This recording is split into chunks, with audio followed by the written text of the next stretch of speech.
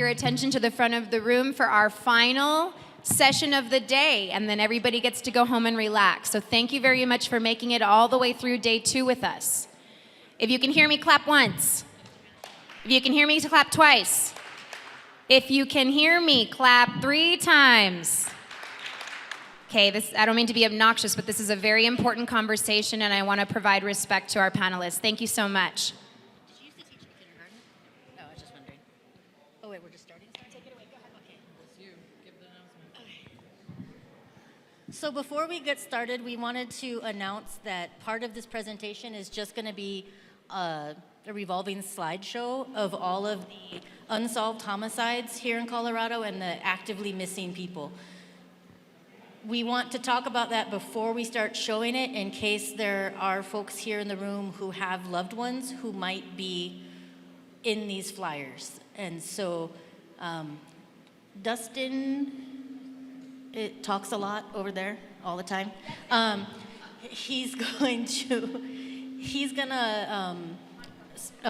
smudge the room for everyone, since we are gonna be talking about this. Okay, you're so bossy.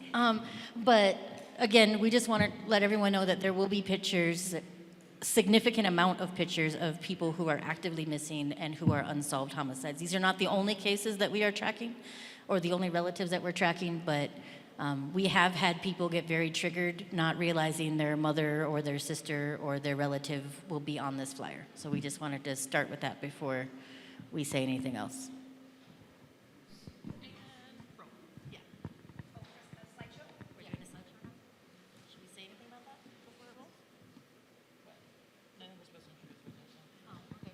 So my name is Monycka Snowbird.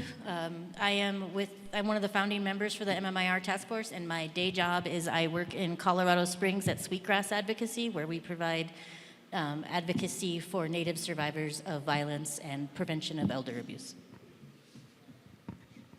Buju and Denawe Maganaguk, Nin Raven Payment, Indigenous, Nin Gagoon Dodem. My name is Raven Payment. I am Anishinaabe and Mohawk. My relatives come from the Sault Ste. Marie Band of Chippewa Indians and the Keweenaw Bay Indian community, in addition to the Akwesasne Mohawk community. I am also one of the members of the MMIR task force, and that's it. Thanks.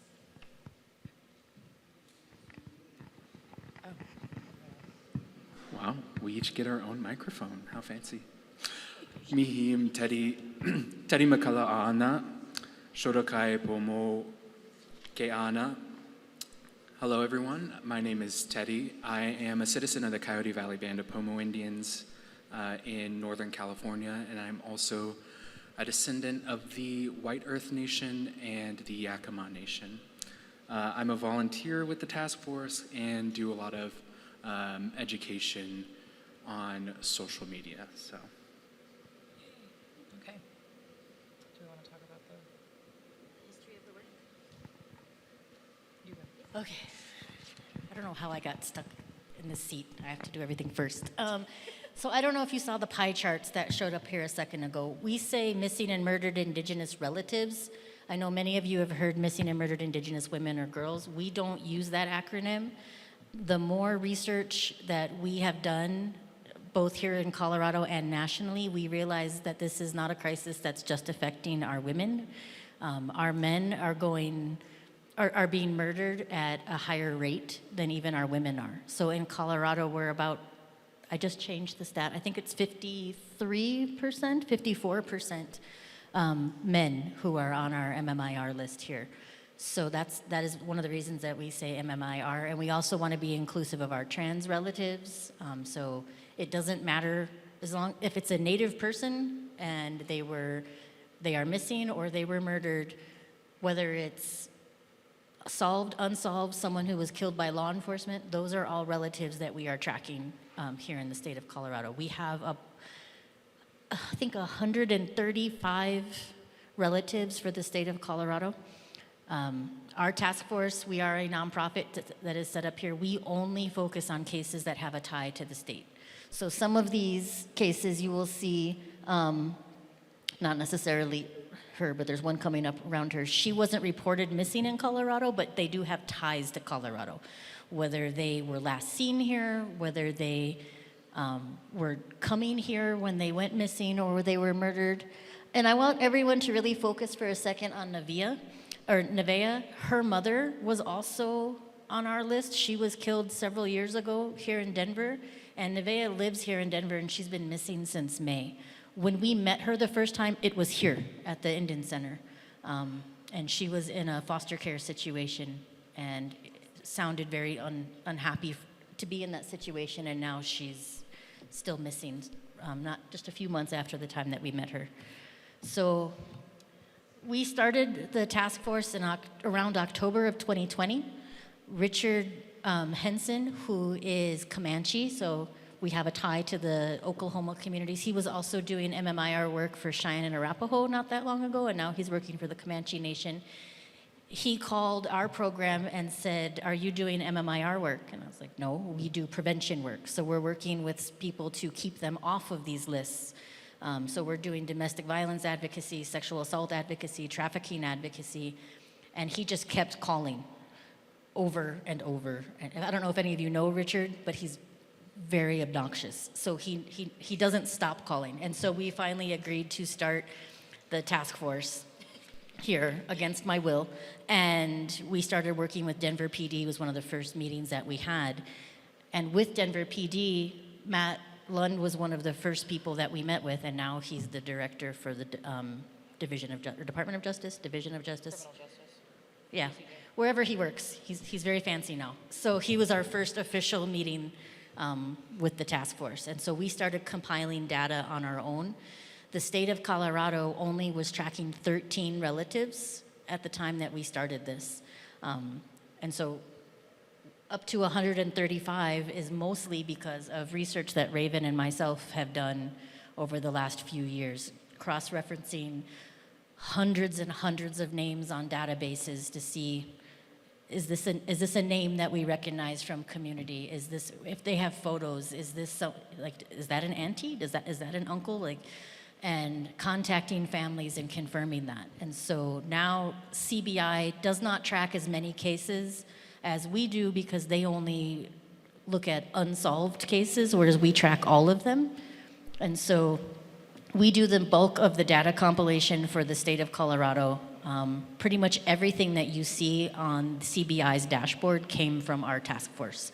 We had folks that had no photos, they didn't have tribal affiliation, they didn't have any of that data and those statistics. And so we compiled that, and we are continually compiling that. We were talking earlier today that we don't have a time frame on when we should start tracking a relative that was murdered. The oldest one we're currently tracking right now is from 1879. It was a lynching. And when we were sitting here earlier, I was like, all of the Sand Creek massacre folks technically are MMIR relatives. So at what point do we stop looking back on those? We do have a few other cases from the late 1800s that we have been looking at. Some are solved, some are not solved. We also, like I said, we track cases that were killed, of relatives killed by law enforcement. In the state of Colorado, Black men are killed at 3.5 times the rate of white people. Native people per capita are killed at 5 times that rate. And that is not even complete data because we can only go back about 10 years. Prior to that, it's really hard to get that information. We also can't get information from the Department of Corrections in dealing with how many in-custody homicides there are as well. So, do you want to talk about other history? The legislation? Sure. Raven's going to talk about legislation because I hate legislation. So in addition to the data compilation that we were talking about, when a number of us individuals started to get together to understand what kind of problem we were facing, the idea was born to create legislation and policy on the state level to address this crisis. In 2022, we established SB 22150, which is the Office of Missing and Murdered Indigenous Relatives. You may have met Melody Delmar, who's been here. She's the executive director of that state office, but essentially it establishes an office within the Department of Public Safety that is solely dedicated to MMIR. There's a number of staff that roll up underneath that executive director position, and then there is a dedicated analyst within the Colorado Bureau of Investigation that we partner with often. In terms of data compilation, being able to request death records, understanding where things may be sitting in the criminal justice system as well. One of the most important pieces that came out of that legislation, though, and one of the biggest pieces that we had to fight for, something that I always want to caveat, is that the state government, unsurprisingly, I'm sure to this audience, opposed this legislation every step of the way. We faced massive opposition from Governor Polis on down to the Executive Director of Public Safety. Very derogatory things were said. They did not think that this was necessary. And even dealing with individual law enforcement jurisdictions, we just faced an uphill battle the entire way. However, one of the most important pieces that this legislation established was the missing Indigenous person alert. When a Native person goes missing and you make that missing person report, in a perfect world, we're still working bugs through the system. You let that reporting officer know that this person is Indigenous. They select an I in the system, which actually came later. That's a story for another time. And it gets sent directly to CBI so that an alert gets blasted out to law enforcement agencies and the media. A flyer is generated, the teal, turquoise flyers that you've seen, those are the official CBI flyers. But it also is a dedicated source where people with jurisdictional authority are tracking this missing person now. One of the most demeaning things that was said during this process when they were fighting against instituting this alert was that this would water down the effectiveness of their resources and that this wasn't needed. Since that time, since we've had this alert, statistically, one Native person goes missing a week within the state of Colorado. That's a pretty dire statistic. However, on the upside, statistically, everyone who goes missing is found within about a week of that alert going out because there are resources being dedicated to look for that person. That's also another big caveat. So, when you go missing, in most jurisdictions in Colorado, those law enforcement agencies are not actually looking for you. You're in the system, information will go out to patrol, so if they happen to run your ID or someone sees you and calls, there's some sort of mechanism for tracking, but there aren't detectives like, Criminal Minds where people, detectives are just beating the street looking for you. That is where our organization comes in, where we partner with families from a grassroots level to do search parties, to do canvassing for flyers, to hold law enforcement agencies accountable. Are they getting information? What are they doing with leads when that comes in, to make sure that someone is looking for our missing relatives? What else am I missing on that? What else do we do? Oh. We are the third state in the nation to have the missing Indigenous person alert, and I believe we're the first state to have a permanent task force or state office. One of the things that we learned from Minnesota's community when we were talking with them was what they wished they had done from the get-go was make their MMIR office permanent. It was a time-limited basis. So based on those lessons learned, we made ours permanent, and that was another sticking point that we had to fight with the governor about. He initially wanted to take our task force or take this office and make it a time-limited office underneath the cold case department, which was deficient since this isn't a historical problem. People are actively experiencing this crisis in the present day.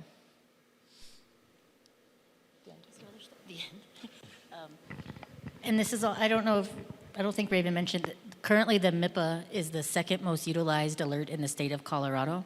So when we were initially working on the legislation, Governor Polis clearly did not think this was an emergency, and to the point where we were like, well, how many dead Indians do we need, Jared? At what point does this become an emergency? And so it is encouraging to some extent that some of our biggest opposition are now some of our biggest allies. So CBI really did push back hard when we were looking at the Colorado Bureau of Investigation, and we work with them almost every single day now. Not everyone there, but the investigative analysts. We would not be able to do the work that we do and to be able to get the research done without their help. So it could be better. Our working relationship with law enforcement is jurisdiction by jurisdiction. Some of them are very receptive. Some of them don't think Indians need to have their own alert, and they say things like that. They consider the MIPA an optional investigative tool. And so when someone is reporting their relative or their loved one missing, they have to demand that that alert go out. It is not an automated process. That is something that a lot of families weren't aware of. Also, if whoever is taking your missing person report, if they don't list you as Native at that time, no alert goes out. And it defaults to white. So if they don't address anything, you're entered in as a white person in most law enforcement databases. And so it is getting better. Every single alert when we first started required someone from our task force calling law enforcement and demanding that it go out. And we were involved on all of them. And now we're at a point a couple years later that alerts go out all the time that we have not talked to families yet. So it is improving. There's still a lot of room for improvement, for sure.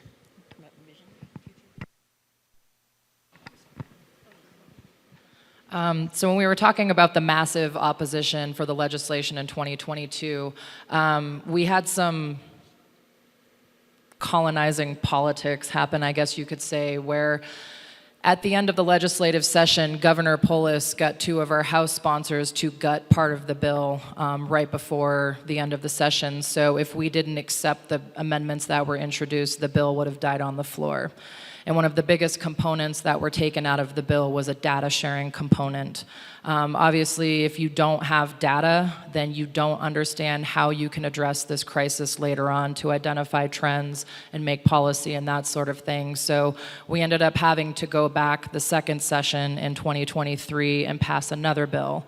Part of the opposition from we call them the alphabet agencies, the DCJ, the CBI, all those things. I confuse them myself.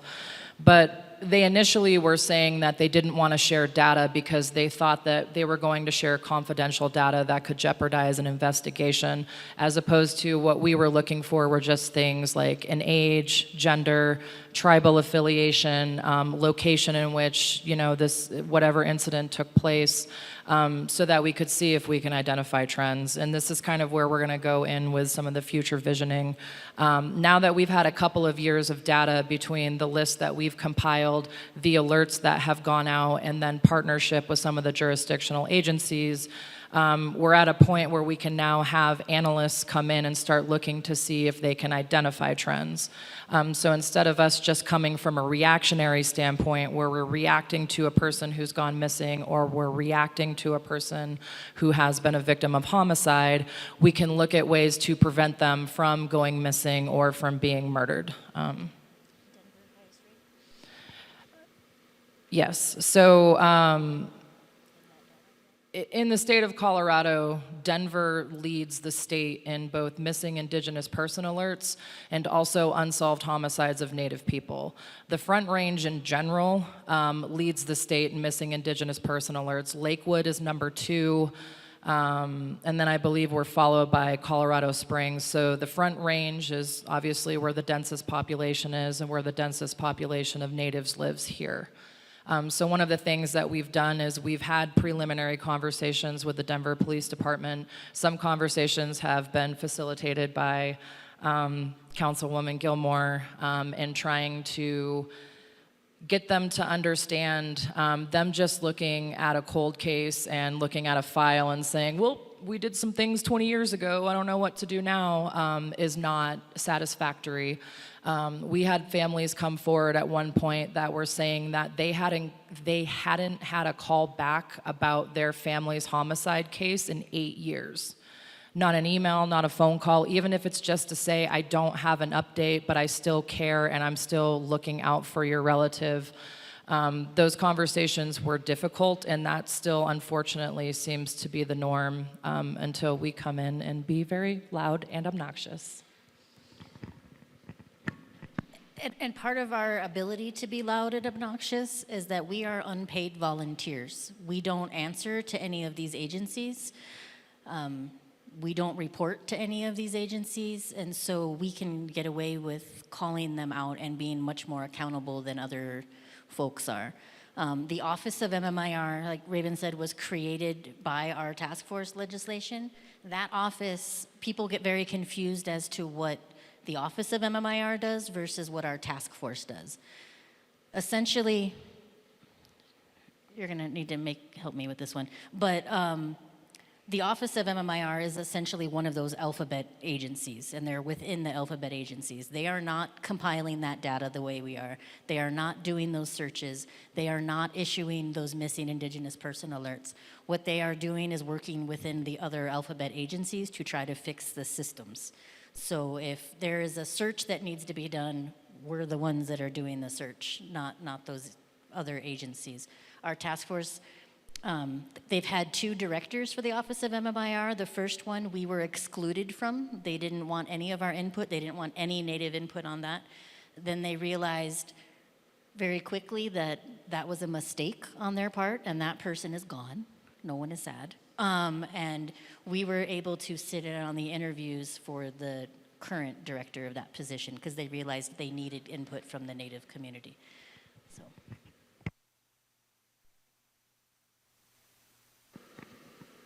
Sure. Yeah, I'll talk about the future of the organization and then also the future of the work. So I think it's alluded in the entire conversation about how important data is, and I think we all know probably in this room that data is what drives really every decision that is made for Native people, and so to have this kind of data at hand to be able to go to policymakers and to show them that this works is really important. Raven talked about trends. There's been a lot of work done in other jurisdictions about identifying areas that may be more susceptible to to missing and murdered cases. And so being able to identify those and work to prevent in those areas in advance instead of being proactive instead of reactive is kind of the direction where we want to go. I think they've talked a little bit about some of the struggles with data management, and I think that there's some policy areas that we can work on with the state legislature and also city and local governments around the state to make sure that we're really doing the best work that we can to prevent any future missing and murdered Indigenous relatives. And part of that work is we're trying to coordinate between the Colorado Bureau of Investigation and the Colorado Department of Human Services, specifically their ICWA coordinator that they have, the tribal liaison person that's working there. We have had roughly 70 MIPAs go out for minors since its inception. The majority of those kids have been in the foster care system in some capacity or in the child welfare system. No one thought to track that. What? And so we are getting pushback from the Colorado Department of Human Services. They want an MOU. They were worried about confidentiality, all of the things, the roadblocks. We're not asking for you to tell me if, she's an adult, but we're not asking you to tell me if Nevaeh is in the foster care system. We don't want that confidential information. We're going to say out of these 70 cases, what percentage of them have child welfare involvement? What percentage of these cases have an active ICWA case? Because all of that is intersectional. You know, when ICWA is not being followed and our kids are placed outside of Native homes or in less than satisfactory placement or not a kinship program, they run away. The longer they run away, the bigger risk they come, and then they end up on these lists. And so how can we work with organizations like DIFRAC, who's here today, Jolene, we love her, or our program or some other programs to have preventative services in place to stop these young people from going missing and hopefully not ending up on the even worse side of the list that we track. I heard this touched upon earlier, and I didn't quite get to it, but I just remembered. So one of the other areas that comes into play, whether it goes to policy or working with law enforcement agencies, is the absolute lack of education and the misinformation that comes to Native communities. Part of this crisis is that a lot of non-Natives assume that we are extinct, or we are misclassified as other races, whether it's Latino or they put us down as white. CNN has called us something else. Whenever we've gone before the legislature, specifically when we've either had meetings or we go into our 3-minute testimony that we get for committee hearings, we end up trying to condense 500 years of history into a tweet-sized version just to bring them up to speed to be able to be on the same level to converse with us about what the problem is. This has been the same case when it comes to law enforcement agencies, when it comes to the alphabet agencies. They don't have I hate the term cultural competency, but they don't have the knowledge about our communities. They don't understand that the history of the foundation of the United States directly contributes to the crisis of violence currently. So in one way, when we give presentations to jurisdictional agencies like Monycka has trained, Colorado Springs PD, I've sat in on post-training for a number of jurisdictions, is giving them that background information. And then in the legislation that was passed in 2022, there's the peace officer and standards training. One of those components was that there is a knowledge component that goes to up-and-coming police officers and cadets, and they get that training. The training as it stands right now is woefully inadequate because of a previous employee of that office. It's been a couple of years, so I'm hoping that the Office of MMIR is going to roll out the new training any day so that new cadets are not receiving bad information and then going out to the police force with continued misinformation, thinking that they were giving the latest and greatest way to be responsive and accountable to our community.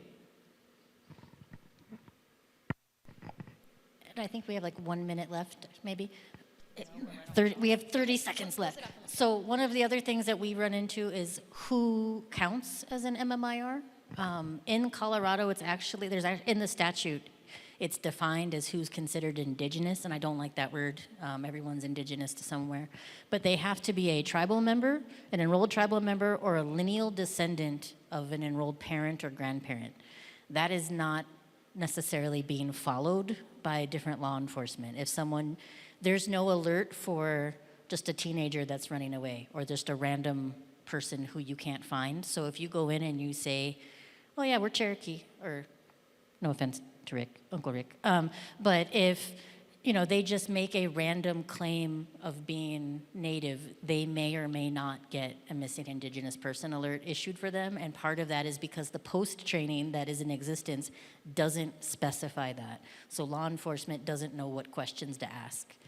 So it is skewing our data even more because we are having non-Native people listed as Native and getting these alerts. And then the flip side of that, Native people having to jump through all the hoops to get the alerts out. So. Thank you very much for all of that knowledge and information and awareness. We're going to go into a series of panel questions. So whoever would like to start, the first question is around personal and motivational. What inspired you to step into this work on missing and murdered Indigenous people in Colorado? Teddy, go ahead, start first. They looked at me, so I guess I'm going first. Okay. Well, if Monycka and Raven ask you to do something, then you got to do it. Just kidding. I think most Native people have or know people who are missing or murdered and have some connection to this crisis. I have some very close relatives, friends, who are still missing or have unsolved murders outside of Colorado. Both are in California, so this is a topic that I am passionate about. It's something that is very personal to me. I think part of what drives me to not just this work, but any work that I do is how I can be helpful.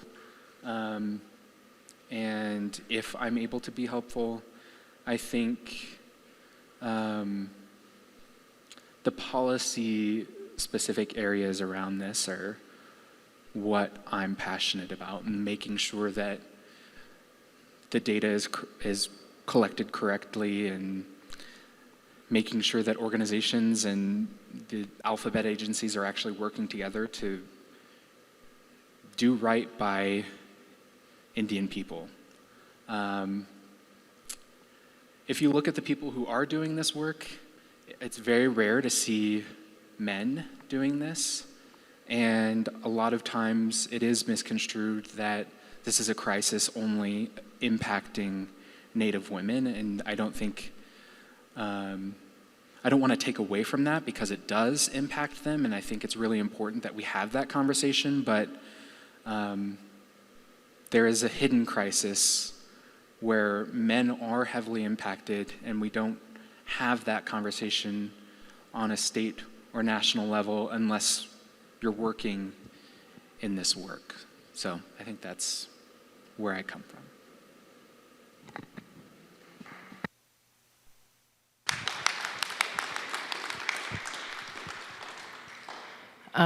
Similar to Teddy, family, friends who have been touched by this crisis, understanding the intersection of my peers and how topics like sexual assault and domestic violence increase the risk factors to become a victim of homicide later on, and sitting in those spaces and knowing those relatives. I don't know that I had an intentional step to get into this work. I met Monycka once at Tall Bowl Memorial Grounds and showed up for a committee hearing for the mascot bill, and somehow I kind of ended up here. But I was butchering a duck when I met her. you were. It's very indigenous. And I'm really glad we can share a couple of laughs right now, because this is a very heavy topic. And one of the things, you'll hear us toss around words like case or list, and that's just because I don't think the English language really possesses the right terminology to talk about how we honor every single individual that we have so-called on this list, or this memorial. And how we talk about relatives and how we speak to their families. When you are able to humanize people who are missing to the media, so that story is coming out, that these are daughters and brothers and people who had or have passions, and they had goals and ambitions and that sort of thing. Those are things that we carry with us when we're doing this work, so that we're honoring them. We're not just compiling a list with numbers for some faceless jurisdiction to do nothing about. It's being accountable to you all. It's being accountable to our own families, and being accountable to our own teachings, which in many cases have been tried to be ripped away from us over the years. So there's a lot of intersections into why I ended up doing this work, and mostly was to indigenize all these alphabet agencies that we interact with every day. Ditto. Can I just say ditto? Yeah. I would say similar to both of them. I worked for the Department of Human Services for 10 years. Note all the white hair. And a woman that I worked with, her daughter was murdered in Colorado Springs. They were enrolled members at Standing Rock, and she was shot in her car with her 6-year-old son Skylar in the back seat. She is actively, to this day, still listed as a white woman in Colorado Springs Police Department. So we say this all the time, that we are invisible while we're alive, and we are erased when we die. So, and my full-time job is violence against it's not violence against Native people. I would like to choose violence sometimes, but it's not against Native people. my job, and I work with Shauna here is in front of us, all we do is respond to violence against Native folks. 4 out of 5 of us will experience violence at some point. I see when women are fleeing domestic violence situations, most of the time with a non-Native partner, the lethality of that goes up as they're trying to leave. And the crisis that we are constantly dealing with. My son was also missing for a while. And it just got to the point where nobody was doing this work in Colorado. Nobody was putting all of these steps in place. And it got to the point with talking to nephew Richard Henson that if we don't do something, non-Native people are going to step in and try to do this and not do it correctly. They're going to cause harm. And we still see that happening now. We see a lot of people commodifying this work and commodifying this movement. You see rebranded flyers all over social media, people who aren't doing any of the work whatsoever, but they've got 1,000 flyers that they're sharing, so it looks like they're really active, but they're not accountable to those families. And I think accountability to our community and accountability to these families is what drives us. You know, when someone like Marcy Fairchild, we worked with her daughters for months when she was missing, and we found her on another website not listed as a Native person. And it was months before the family created filed the missing report, before a missing Indigenous person alert went out. And we had to force that, and we worked with the families. We had her daughters come to the Capitol. You know, those are the people that we answer to. Those are the people that we cry with when her mom ended up being found in Cherry Creek several months after she had initially gone missing. And so we do this work. When you're called to do this, you don't have a choice. This is heavy work. This is hard work. It's not things that you can put down. It's not work that, you know, turns off when you go home, because we do this at home because this isn't we're not paid to do this. Raven and I will be messaging about things that we have found on historic newspapers or on lists that we found at like 2 o'clock in the morning. We don't have a choice to do this work. You know, there are people in our community that say that we don't focus enough on northern tribes, or we don't focus enough on this community. We focus on Colorado. It doesn't matter if they're Ute people who go missing or who are killed, or if it's people from Wyoming or South Dakota. And so I would like to think that we are going to eventually get to a point where we don't have to do this work anymore. That's not the reality of it. We always think that we have a really good handle on the older relatives and the older unsolved homicides, and then we find new ones all the time. Every time we look, we find another one. So I think that's not anything specific to the 3 of us or the 5 people who are on our task force. Jolene, who does missing and murdered Dene relatives, same scenarios, people who are doing this work all over the country. I think you get called to this for the same reasons. Thank you so much. For the sake of time, I'm going to skip over the next one because you all talked quite a bit about some of the barriers on local, state, federal level. I'd like to get into solutions and innovations for the audience. The question is, how can tribal communities, urban Native populations, and allies work together to strengthen response and prevention? And what programs, practices, or partnerships exist in Colorado that are making a difference? Oh, was that all? Just that one little question? Yeah, that's not a, you know, jeez. There's so alphabetical, chronological, like how do you want the answer to this? I think one of the things urban communities and even res communities can do is being aware of the contributing factors to the crisis. And it is being fueled by domestic violence, by sexual assault, by trafficking, by stalking, by man camps and other extractive resource industries. And how are we responding to that within our own communities? Are we, you know, we get a lot of grief for this, but we say it all the time. We allow predators into our communities. Although statistically, the majority of people who are committing these crimes are not always Native, and that's an average nationally. Some communities, it is very much Native people committing these crimes on Native people. We have predators in our community, and we know about them. I've talked to elders here and we've shared lists about these are convicted sexual offenders in our community, and they show up at our powwows. They show up at ceremonies. They've shown up here before. They're not here today, luckily. But, and when we address these things, when we call out people who are assaulting our children and are assaulting our most vulnerable, we're targeted. And we sweep this under the rug over and over. And these people always re-offend. And the native people who are offending within Indian country are re-offending in Indian country.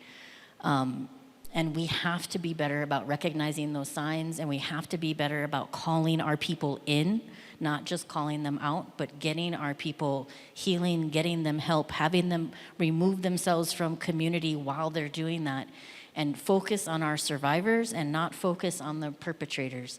And this isn't a Colorado issue, this is a national issue. We hear about it from all the communities. We hear about it a lot from the Great Lakes area, because that's, Ojibwe people have kind of been at the forefront of doing this work. And how many ceremonies do we know that have predators attending, and especially if they're mixed sweats. We have men sweating with women and then harassing them and assaulting them after the fact. And we hear these stories because of the nature of our work, and we have to be better about it. This is not who we are as a people. These are not our traditional ways, and we never tolerated this traditionally. There were always consequences for these kinds of behaviors, whether it was, a whole gamut of things up to banishment, but we have to do better. Identifying red flags for domestic violence, identifying programs that are out there that can help our young people, and being able to refer to those. We do have a lot of resources listed on our website, whether it's therapy programs or domestic violence programs. We do have as many of those resources as we can find always listed, and we update them pretty regularly. So. One of the other issues that we've encountered specifically when it comes to recovering missing people is there's this entire intersection of what colonization has done to not just our community, but I feel like all communities across this country. But when you think about substance abuse disorders, when you think about lack of housing, lack of food security, lack of economic security, all these factors come into play.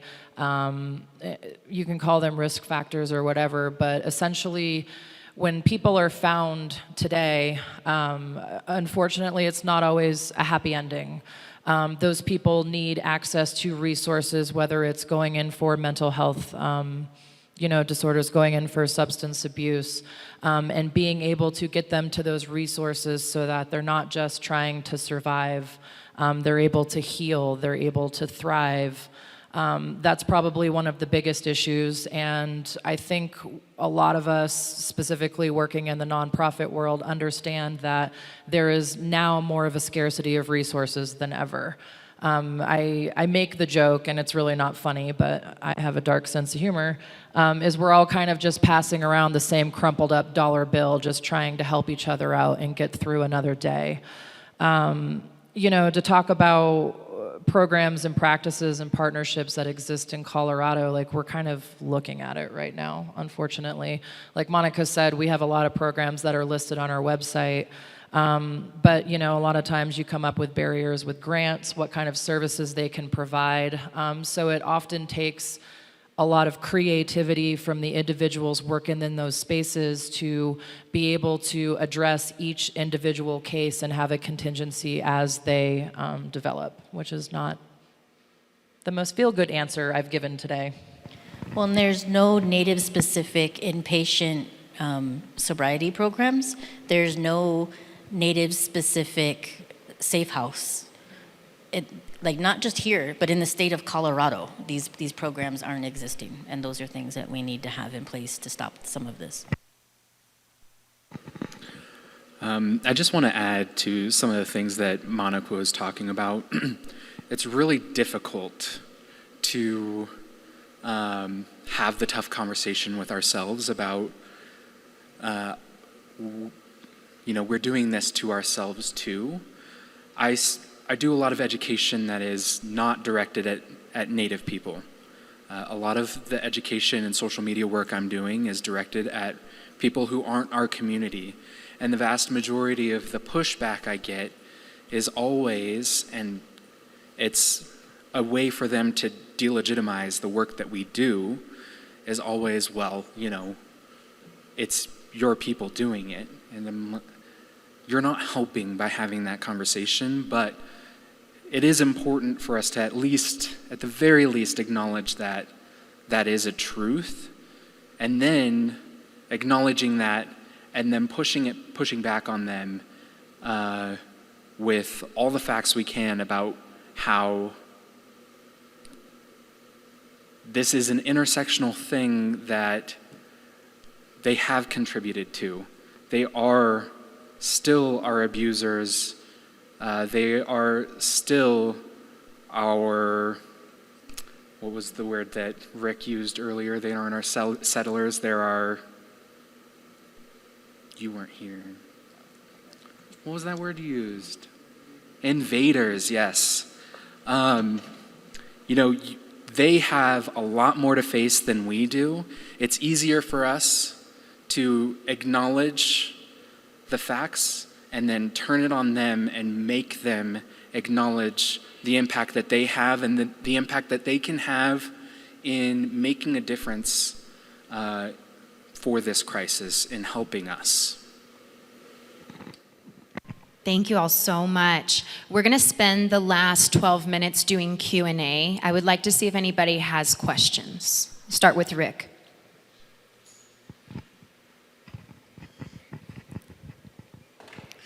For me, they asked me to testify at the first bill, and I went there and I did it not knowing that this was probably going to be the most important thing that ever happened in my lifetime.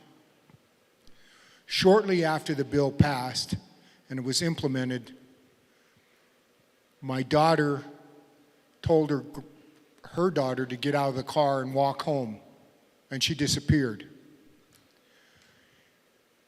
I didn't know about it until 10 o'clock at night when I got home. I immediately called the police, and the police said, "Oh, well, she's probably a runaway. We'll get back to you in 72 hours. We won't have a detective on duty until Monday.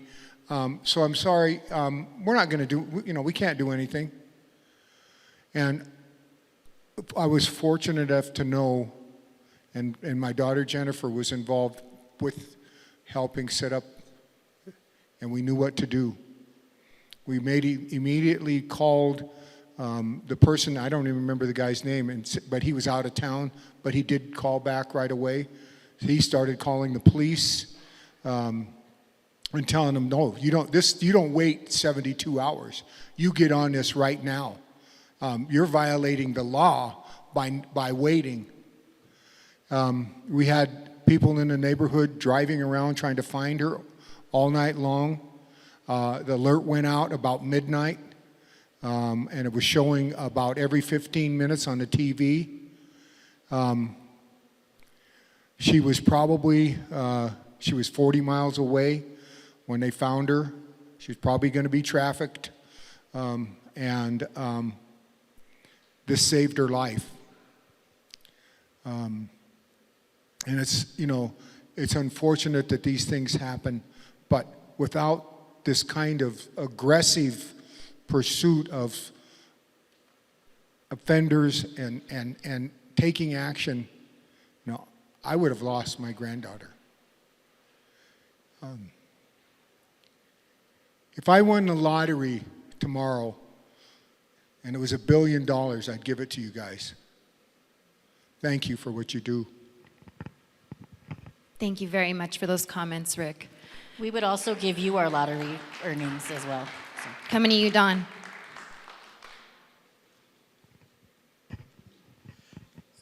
Thank you for this presentation. It's eye-opening because for the 6 people that you have reposted come from my reservation. I'll correct that. 6 of them do that you have, but 4 of them I know. I grew up with.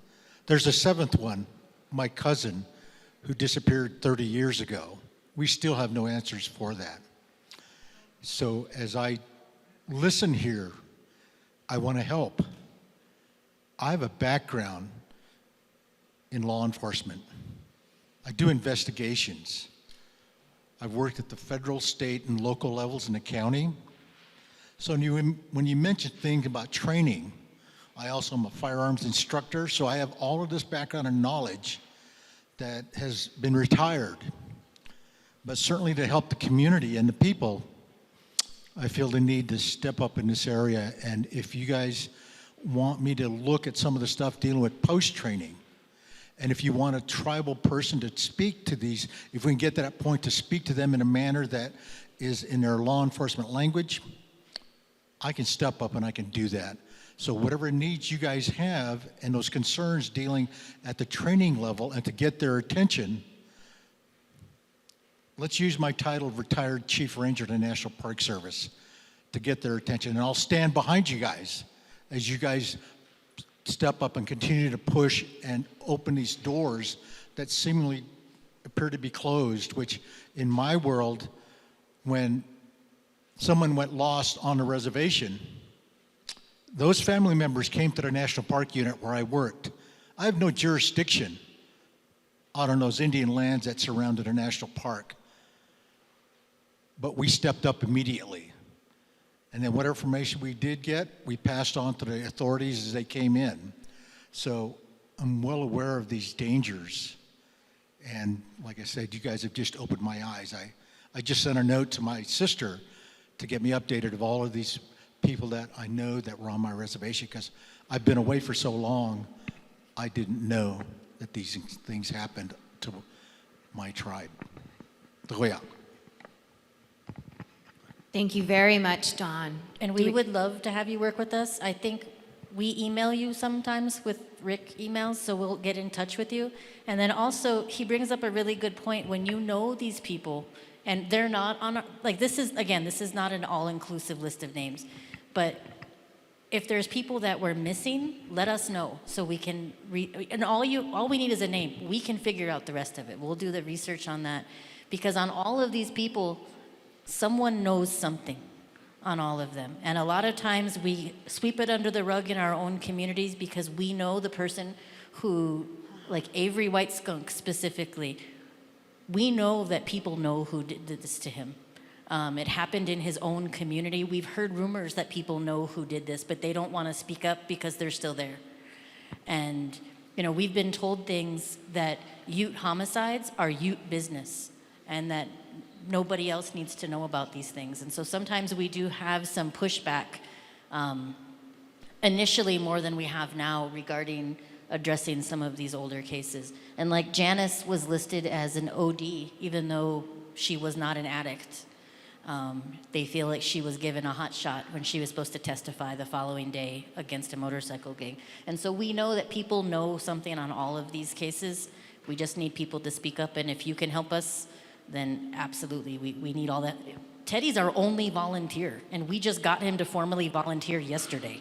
So we need more people speaking up and helping. We really like Teddy a lot.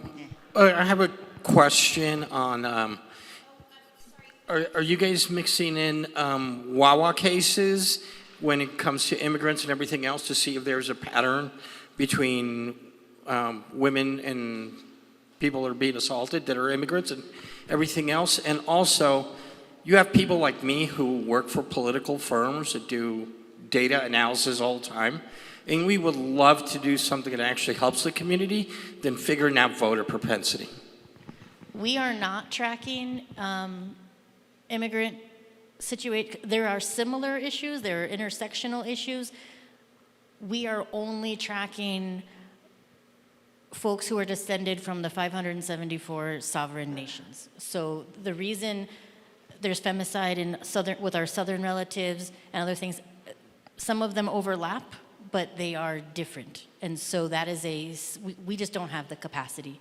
So MMIR is specific to northern relatives, unfortunately. And there are other groups who are doing that sort of advocacy, but we have a lot of our data on our website. We have the lists of name, the date, and the location of where everyone was missing or murdered from is on our website. We do some pie charts. I went through a pie chart phase. So we do put some of that data, but if we can get professional folks to do that, please step up. We have plenty of work for you to do. Hi. I was just wondering, part of this when I was looking at all of these pictures is how much do you guys think this is targeted toward toward these individuals and serial killer? I mean, possible. A lot of the ways that they've looked like they've been demised are pretty consistent when I look at either stabbed or strangled or blunt force trauma. And so, but I also was thinking about plus the things that are in this that the atmosphere that we live in right now is coming more to a head, and people are more public and more they don't care. I mean, they're more brazen about it now, and so I'm just wondering how much do you guys think this is a targeted serial killer? Does anyone have any tinfoil before I go down this rabbit hole? Because you hit the mark for me. Anecdotally, so we have, it's not a public-facing map right now, but anecdotally, we have pulled together a Google Earth map and showing locations. So as it turns out, a lot of times when homicides happen, police will give you a block, like the address. And so we kind of have a heat map of dates and manners of homicide and genders and that sort of thing. And anecdotally, there could be a trend, but I don't want to say that we can say fully that that was something that we could be looking at, but it is something that comes up in conversation. I think we've seen it in the news that there are offenders that target Native people, both because they're perceived as a vulnerability or because it happens to be their proclivity. So as we're developing this data now that we have it, eventually I hope that we can take this to authorities with their resources and actually make a solid determination that this could be a possibility. And we also have at least one homicide that we know of where the man who killed her was targeting Native women. He was sexually assaulting multiple Native women unhoused Native women within the Denver community. He's currently incarcerated, but we don't know, are there other cases that fell through the cracks? And we also need to remember VAWA, so the Violence Against Women Act of 2013. 2013 was 5 minutes ago. So if you were a non-Native person who went to the reservation and sexually assaulted or committed domestic violence on the res and got off the res, local jurisdictions could not prosecute you because it happened on Indian land, and tribal police and the tribal courts couldn't prosecute you because you weren't a tribal member.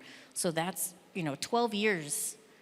We know that there's a lot of relatives who lost their lives due to situations like that. So I think I am all for the tinfoil hats, and I think there's a lot of scenarios that could play into that. And we've had some folks who were kidnapping young Native girls around the country. One of them is on here, Sharon Baldeagle, and he then killed other young women in other states, and then he died in prison before she was ever found. So.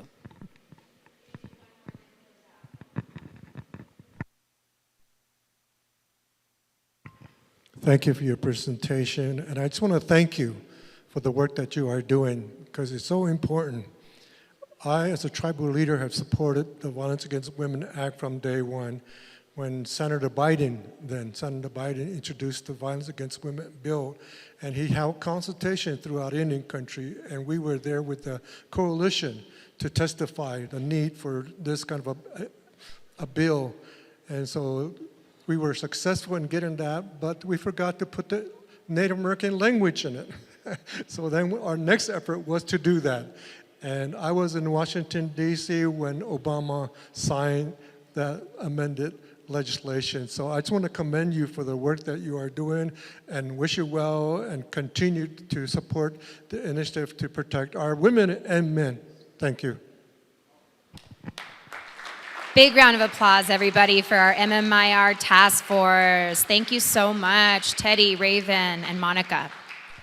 All right, everybody. This concludes day 2 of the fall tribal convening. Did you want to say I something have else? two quick points to make. I Go also ahead. want to thank Uncle Rick Waters for everything he does for our community. No, he's right there. Yeah. I'm sure if this microphone was passed around to everybody in this room, we'd probably make him cry by the end of the day, so we won't do that. But We'll schedule it. yeah, we'll schedule it. Yeah, the Rick crying later. But again, he has always been supportive of our work. He's hung up posters here of all of the unsolved homicides in Denver. He's always given us space for this. The Denver Indian community would not be what it is without Rick. So I just want to say, Team Rick, we love him very much. And then another thing that everyone can do is when you're having powwows, Tall Bull Powwow, so we got Louis here from the Tall Bull Powwow, they were the first powwow to ever agree to allow us to hang actively missing Indigenous person alerts or the poster that we have created for the Denver community. Every other powwow, including Denver March, has told us a hard no on that. So if we're coming together in communities, why aren't we sharing this information while we're there? And so that is something, no matter where we're at, whether it's Oklahoma or here or anywhere else, if you're at events like that, hang up those posters, hang up those flyers, so people can see who's missing and see what's going on. And also, everybody take a good picture of yourself without filters. No filters. Because I don't know if you saw, there's one little girl on here. You can't even tell what she looks like because there's so many filters applied to her. We also have We have a toolkit on our website that you can download in case someone goes missing to keep everything straight. Who you've talked to, because when you're in crisis, you're all over the place. And so how to put all those things together, what to say, who to talk to, and again, get a good photo of everyone in your family. It's, I hate to be pessimistic about it, but you never know. When my own son was missing, I didn't even have a current photo of him. So, and they tried to post his mugshot picture instead. And so that's a whole other issue, but yeah. Thank you. Round of applause again, everybody. Thank you so much. Thank you all so much. Okay, so this concludes day 2 of our fall tribal convening. If you are registered